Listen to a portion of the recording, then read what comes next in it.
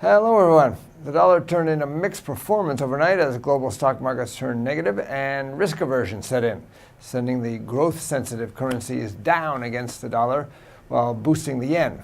The stocky and New Zealand dollar were the largest decliners.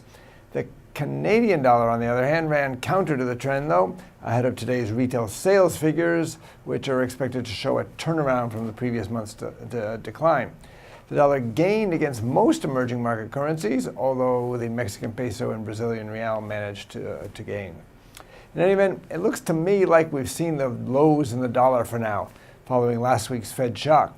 It's noticeable that despite the better-than-expected composite PMI for the Eurozone yesterday, Eurodollar has moved back below 135, the figure, for example. This even though U.S. Treasury yields have come down by some 15 basis points from right before the Fed news. And they're down 30 basis points from the peak in early September.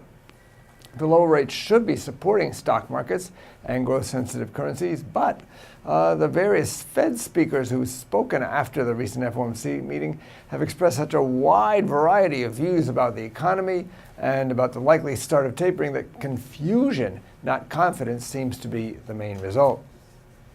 Moreover, there's still the possibility of another lurch downward in the dollar as the struggle over the U.S. budget deficit goes down to the wire. The U.S. budget.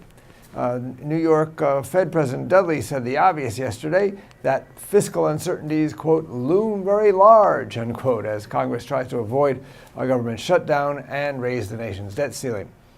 If it happens that they can't avoid this, then there's no doubt going to be a huge risk aversion trade. I think it's that possibility in the background that's preventing a clear trend from emerging. Now, I expect, or maybe hope would be a better word, that the budget problem will be solved as usual and the growth trade will win out for now. That would mean buying the Aussie dollar and the New Zealand dollar against either the US dollar or the yen, or selling dollar stocky or dollar CAD.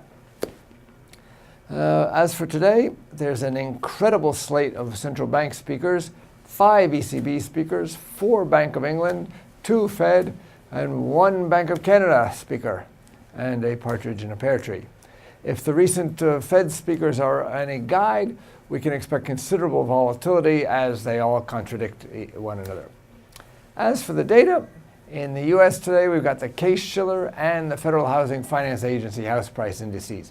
Both of these are expected to show a rise in house prices at around the same pace as in the previous month. That would demonstrate that higher interest rates aren't dampening the housing market and therefore would be dollar bullish. On the other hand, there are some potentially dollar negative indicators as well. The Richmond Fed Manufacturing Index and the Conference Board Consumer Confidence Index are both expected to fall, which could be negative for the U.S. currency. In Canada, as I said, we've got retail sales for July. They're forecast to show a rise, which is the turnaround from the fall in June. This is Marshall Gittler, head of Global FX Strategy at IronFX, wishing you solid trading.